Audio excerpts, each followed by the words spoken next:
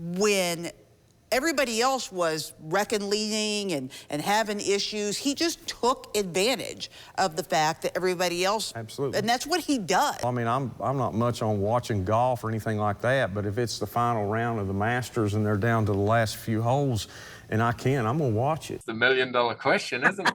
As a team, you know, we're all sort of qualifying 25th to 35th, you know, as a team.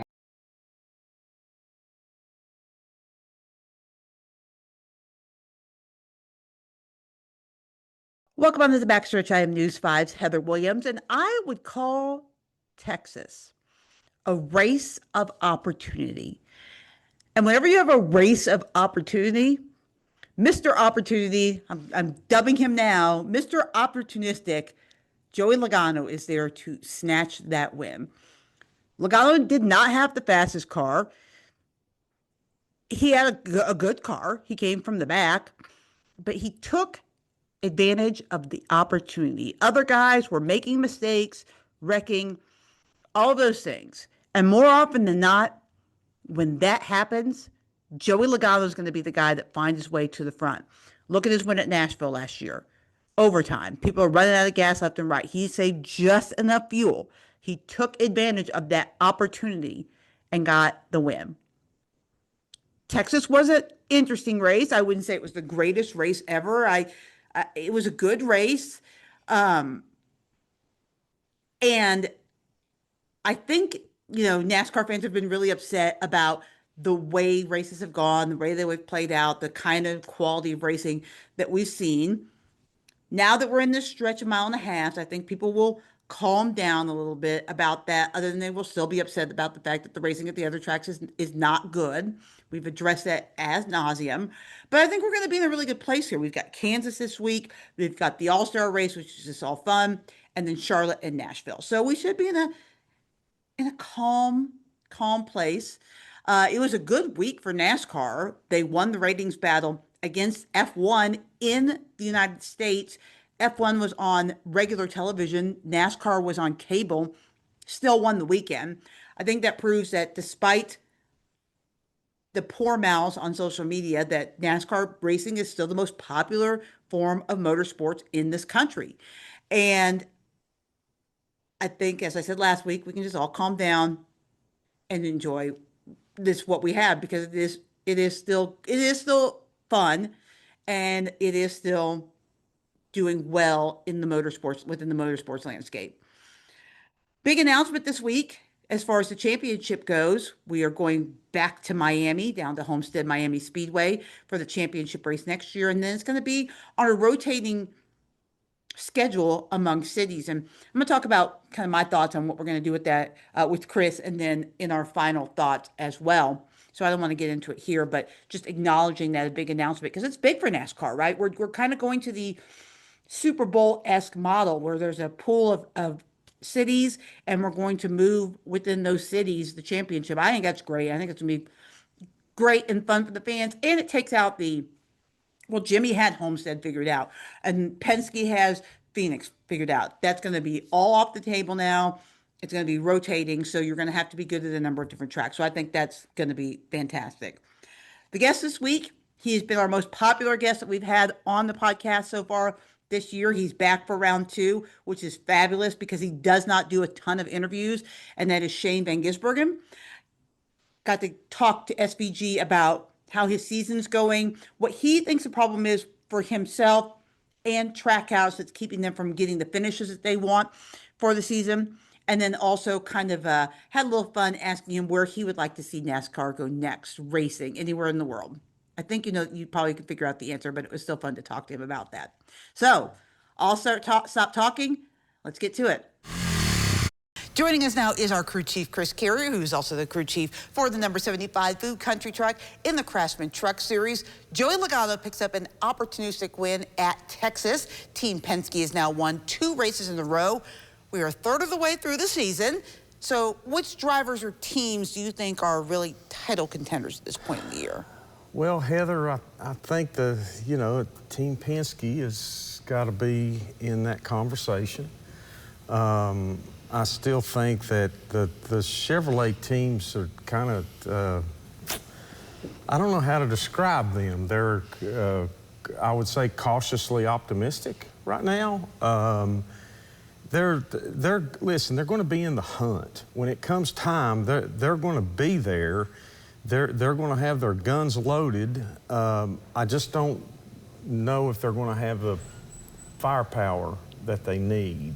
I still think the Gibbs Toyota outfit too is going to be right there. They've had their times this year, their races. Early in the year, they were the guys. Yes, they won 5 races in the first, well, before Bristol.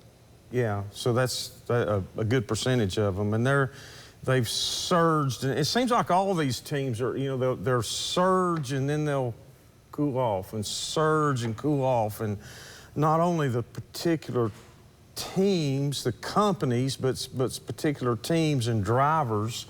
You know, we were Christopher Bell there for a while. We thought he was going to win all the races this year, and then he's been kind of quiet. But it's so competitive that, you know, a little bit of luck can go a long way, good or bad. And, you know, we've covered a lot of the top racetracks that we're going to run at this year. I just think it's going to be like that the rest of the season. I think you're going to see some surge, you know, out of some teams and drivers and companies.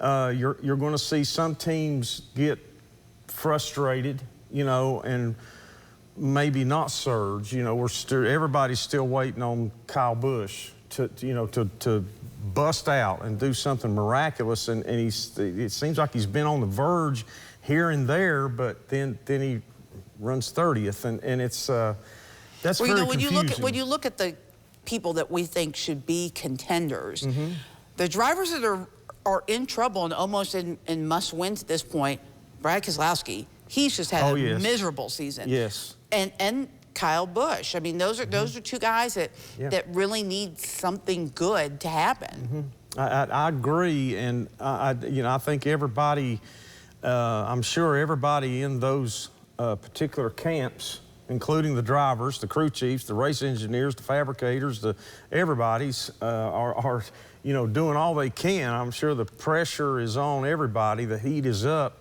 and it has been. And this is a competitive business. You get a little bit behind, and there's not many people that you're running together are going to lend a hand and help you up. They're going to go by and try to stomp you down and say, okay, if that's one guy that's not, I'm going to have to beat. That makes it easier for me. So, and that's what makes Joey Logano so dangerous, right? Because he is always the guy. I call this week's race win opportunistic, because when everybody else was leading and having issues, he just took advantage of the fact that everybody else. Absolutely. And that's what he does. That's why he's so dangerous. That's what he does. I had to, you know, I thought in the back of my mind about, you know, they got disqualified at Talladega after the race. I think they finished second, and then a infraction on a nut off one of the spoiler bolts fell off, and call it what you may or whatever. I kind of thought, I know several of those people that are on that team, and I could just see them saying, okay, kick us now, and we're going to bring our boots to Texas and see if we can kick, and they did. So I think he is the most dangerous driver and team in NASCAR racing right now. And a lot of people are going to say, wait a minute, what about Kyle Larson? No, okay, I understand that too. But you just said he's opportunistic. Did I say that right? You Is did. that a real word? You wow, did. That's, man. A+ and I went to for that. Southern East. So anyway, I think, you know, Joey Logano's going to be there. I think Kyle Larson's going to be there. I think there's at least Denny Hamlin or Christopher Bell will be there, and I'm talking when it comes down to the final 8 and final 4. It's just the rest of the people filling in, and like, you know, I would have, before this year started, I would have bet anything that Brad Keselowski would be in that group of at least 8, and maybe his teammate Chris Buescher, both. And You know, we're a third of the way through, but we got two-thirds left. Yeah, and the most successful of that group of RFKs actually been Ryan Preece. Yes, ma'am. Yes, ma'am. So none of us saw that coming. No, it's not a, you know, anybody that can figure all this out and give us all concrete reasons, you know, call us and we're going to put you in a really big, high-paying job somewhere. Because or we're taking you to Vegas. Yeah, yes. Oh, yeah, that would be a better idea. So, you know, we're just going to wait and see. There's still a lot of racing left. There's different racetracks to go to. There's places where this team, this driver, this car brand company have performed well, or this one or that one. So I think you're going to see surges and then cool off periods and more surges and cool off periods. And then the timing of it is when it gets down to like August and going into September when the playoffs start and get going. It's who's the momentum factor and who's got all their stuff together, everything figured out, and say, okay, this is what we're going to do the last few races. And when it comes to Phoenix, the championship deal, it's that we know what we got and we know what we're going to do. We'll see. We will see. Well, speaking of the championship, NASCAR announced this week that they will be rotating the championship race sites starting next year with Homestead, and then Phoenix will also be in the rotation, although they won't necessarily be the next year. They're going to pick other tracks to put in that group. So, Chris Carrier is running NASCAR.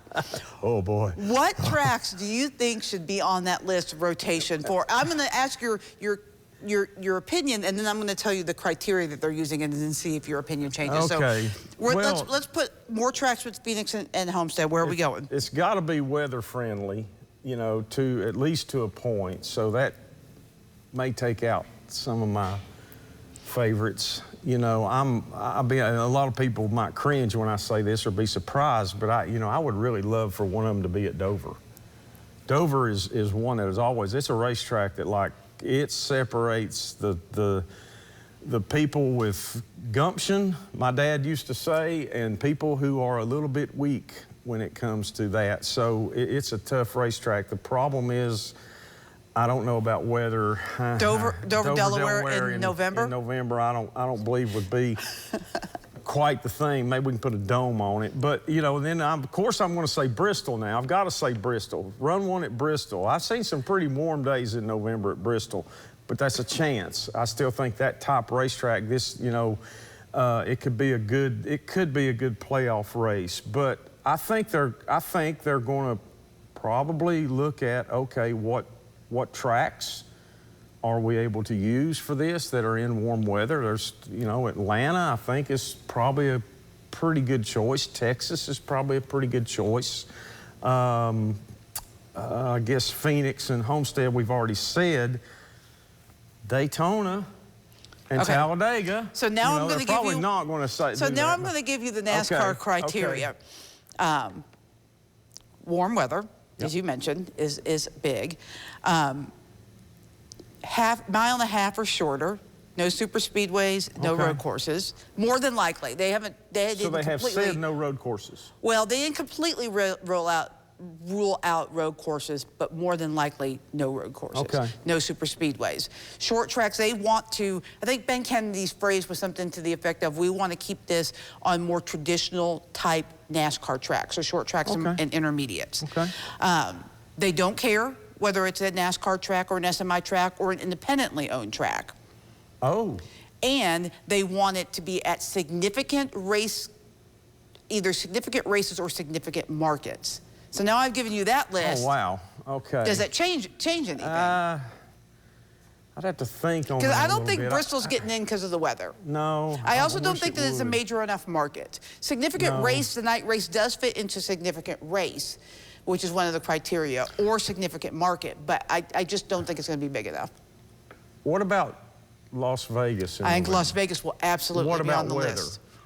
And I'm asking the question. No, it'll be good weather in November. It's Las Vegas. I absolutely think Las Vegas is going in. to get one. You might as well count that. Because let's face it, that as far as the market and the amount of people it can reach and touch. And when you're talking about entertaining clients and all that kind of stuff, there's nothing like. I mean, it's, you know, the growth of it could be exponential. I mean, it'd be, you know, you're talking about what, the area, the city of Las Vegas has to offer as far as like, okay, what can we do here besides go to the NASCAR race and add in and just make a week and a half out of it? You know, they can have fights, they can have...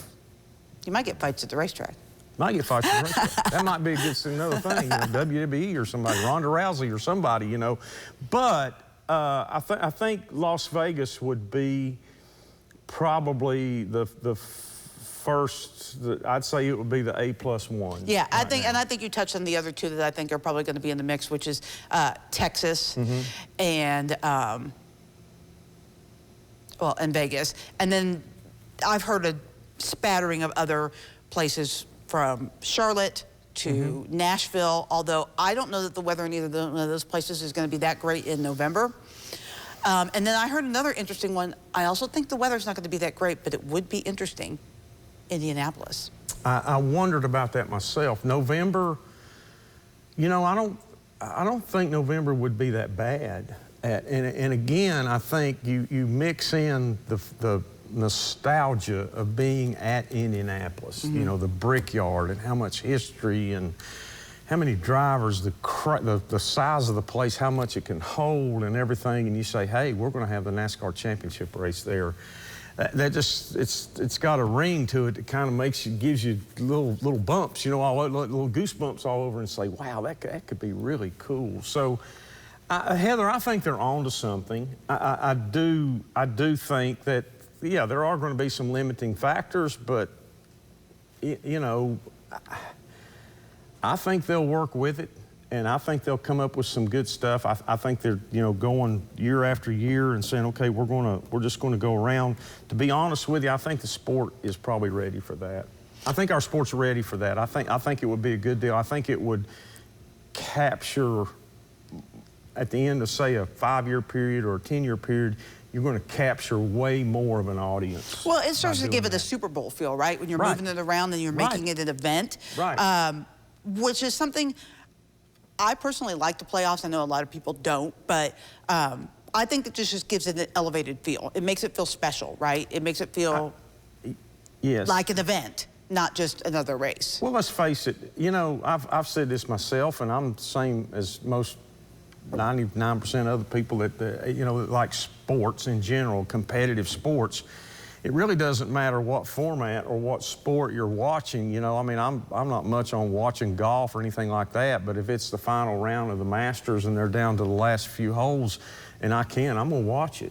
You know, and same thing, I'll watch, I'm not much on baseball, but, you know, I'll watch at least the last couple of games of the World Series. So my point is that if it's NASCAR, even if you're not like a real NASCAR fan, I don't watch, if it comes right down to like, hey, this is the final day. This is the final race. This is the last 400 or 500 miles or laps or whatever it is. And today's going to be crowned their champion, and it's going to be one of 4 people, and everybody's going all out for it. You know, I think even the mediocre NASCAR fans are going to sit down, and if it goes around at a different spot every year, and it has a new flair to it, and has a new look to it, just like you said, it's going to draw some people, and it's going to be some interesting.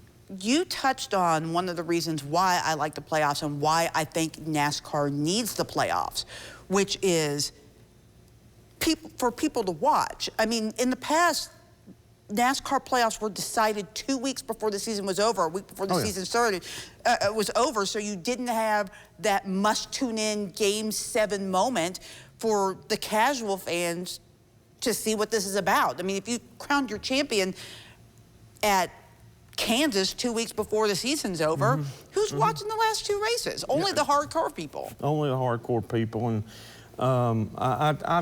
I think that today's viewership world, you know, with sports entertainment, I really think at the end of the day, we need a playoff system. Am I telling you that the format and everything we do, the playoffs, is right and perfect? No, I'm not. And also I'm telling you, are you asking me if I've got the answers to all those questions of what we should do, everything? It's also no, for sure no. And I don't envy the people that have to make all those decisions. I wish I could give help you know, to the sport I love and everything to make it better and make it perfect.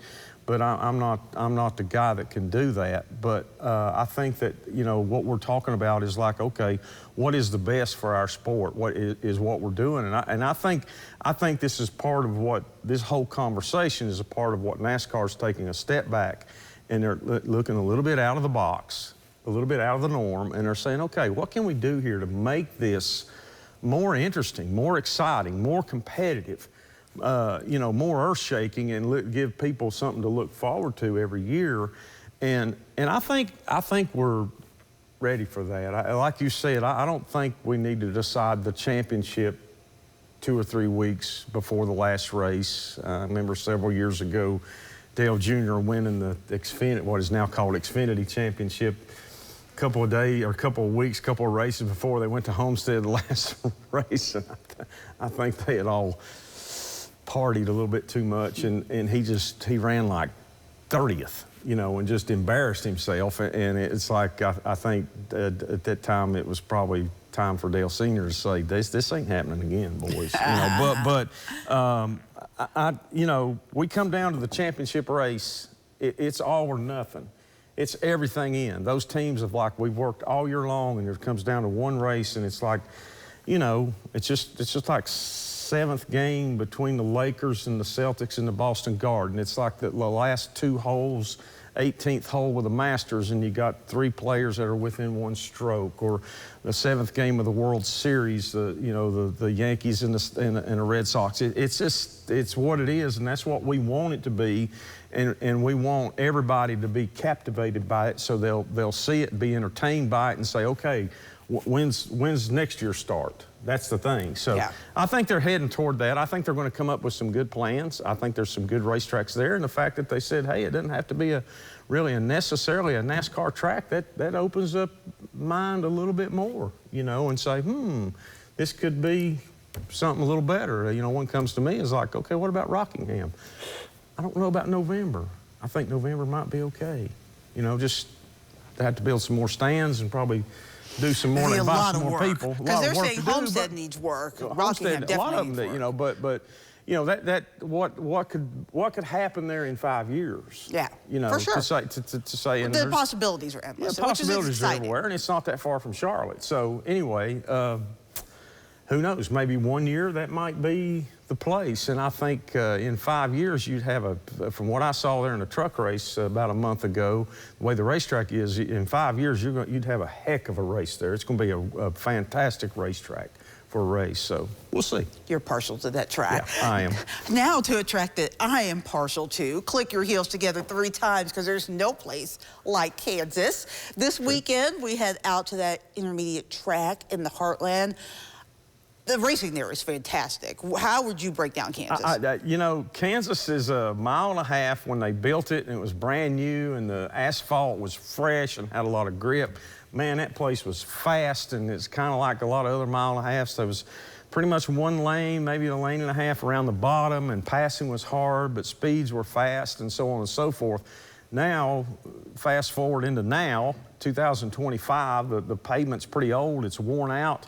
It's still a fast place when they're on new tires, qualifying, all taped up, all this stuff, motors tuned up and everything. They run pretty fast speeds, but the things slow down pretty quick, and they get pretty hard to drive, pretty ill handling, because the tires give up pretty quickly, the racetrack gives up quickly, the grip goes away. They're up against the wall sliding around, they're down right on the bottom trying to run around the apron, there's some bumps on both ends. It's just a hard place. It's a driver's racetrack. Now, I believe last year it got so close they had an argument who won the race, I believe, after the race was over. So it is, like you said, I think this may be the perfect racetrack for the next Gen Cup car. Yeah. It's too bad the weather one. in Kansas is terrible in November, or that would be the place to have the championship. Well, that's true. I think my daughter and son-in-law live close to Kansas City, and from what they tell me on the phone, November is sometimes a little bit chilly. Oh yeah, it'll never be there because the weather is terrible. Having grown up there, absolutely not. No way to get away from it. So it would be nice. It would be great. Maybe they need to move the championship back a little bit and have it like in October. Ooh. But Kansas is a place I really feel like that it's maybe, the mile-and-a-half tracks are the strength of the next-gen car. And I think Kansas is the place that lends itself to where the next-gen car, everybody can, whoever gets their setup right, the best. And that's a challenge because it changes throughout the race too. It's a 400-mile race, I believe, and it changes. There's a lot of things that can happen. They change tires a lot. Different sets are a little bit different, so on and so forth. The racing can be really good, and I don't think it'll be. There's no reason I believe it'll be any different this weekend. So stay tuned. I guess I'll start out, Shane, by just asking you, officially like a third of the way into the season. I know the rookie year has been a little bit of a learning curve. How would you kind of evaluate the way your year's gone so far? Yeah, it's been difficult, of course, as we expected it would be. But yeah, I feel like there's still progress being made, and myself and the 88 crew, we're getting better and better. But we're probably not there as a team yet either. Our speed, especially on Saturdays and qualifying, has been lacking a little bit. So we need to get better as a team. But yeah, I just try and compare to my teammates, and I know myself, I need to get better on the oval side for sure. How much of a challenge has the ovals been? Because obviously everybody knows you're a world-class, unbelievable road course / street course driver, but have the ovals been more of a challenge than you thought they might be? Oh, yes and no. Like, I never expected them to be easy, but I sort of thought I was making a lot of strides last year in Xfinity and really getting some good results halfway through the year last year. And this year we've had glimpses, but really qualifying's my weakness. And then in races, once you're buried, it's so hard to pass in these cars. But yeah, I just need to be a bit better at car placement, but also just getting up to speed quicker. It's so difficult when you've only got 15, 20 minutes, one set of tires, then you're straight into qualifying. It's hard to get up to speed at these places I haven't been to before. So yeah, it'll take time. We're not trying to force it or get desperate about it. Just keep working. You kind of alluded to my next question in that answer, but how do you find qualifying speed when you only have 20 minutes or, like at the super speedway, no time in practice to get adjusted? How do you improve that qualifying? It's the $1 million question, isn't it? As a team, we're all sort of qualifying 25th to 35th, as a team where, even Ross and Daniel, who should be, up the front end, that we're not quite getting it at the moment as a team. So, there's that focus, but as myself, I'm definitely not making that jump. So yeah, I need to get better myself. So how do you approach like the second 2/3 of the season? Are you really, obviously you want to get better on the ovals, but are you really looking forward to, because there's a lot of road courses, the Chicago street course, there's Mexico City, are you really kind of focused on those races? Well, yeah, a little bit. We know that we'll be good at the road courses though, but majority of the racing is ovals. We can't be running at the back every week, so we're working on everything, trying to get better at the ovals and just get that average finish better and keep working on getting good results. And yeah, I think we've made a lot of steps forward recently, and we're a lot closer to the pack, but still on the tail end of it. So yeah, just got to keep working, not get desperate, keep trying to do stupid stuff or drive over my head. I need to just keep chipping away at it, I think. It seems so, like the last couple of weeks since we've come back from the break, that you have run better. You were right up there at Talladega till you had an incident. You were up mixing it around this last week at Texas. Do you see little improvements?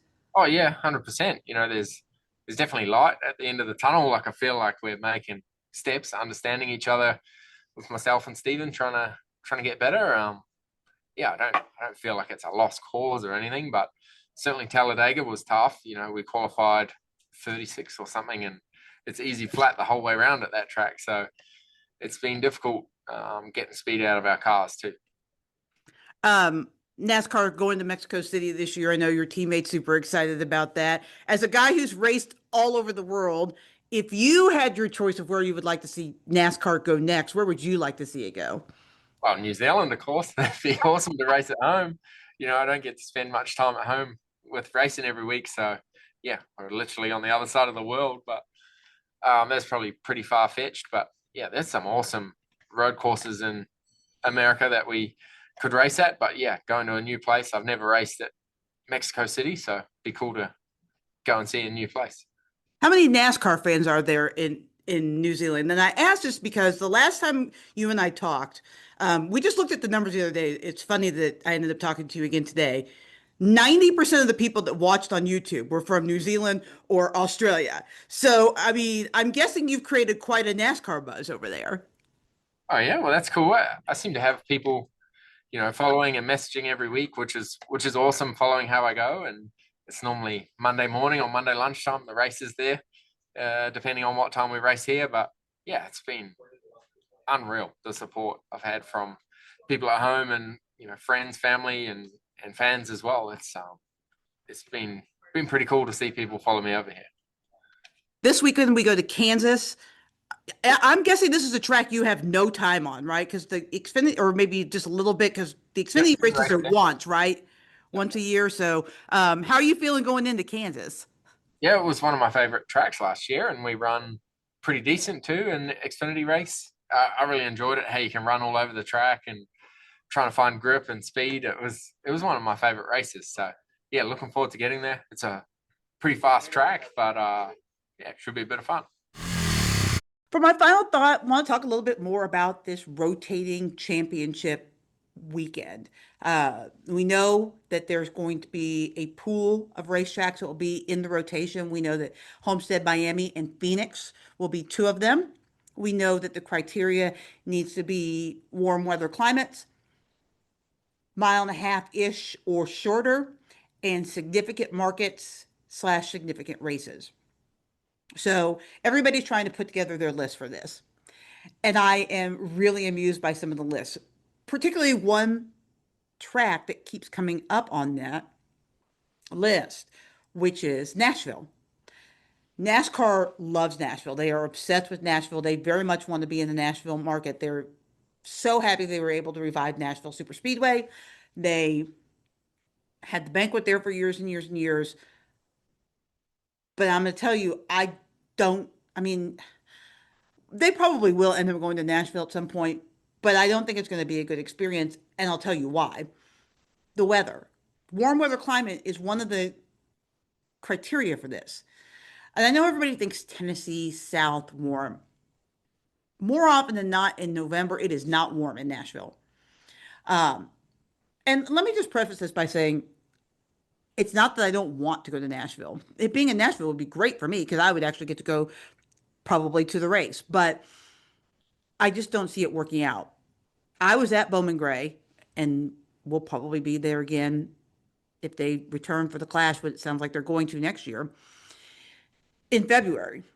And it was cold and it was miserable and it was the racing was great, the arena was great, but as somebody who hates the cold, it was almost not fun because it was cold. And I don't think you want championship weekend to be that, right? You're trying to bring in a lot of big name sponsors and dignitaries and all that kind of stuff. What if it snows? Like, what if it snows in Nashville in November? Rare, but it could happen. So my list doesn't have Nashville on it.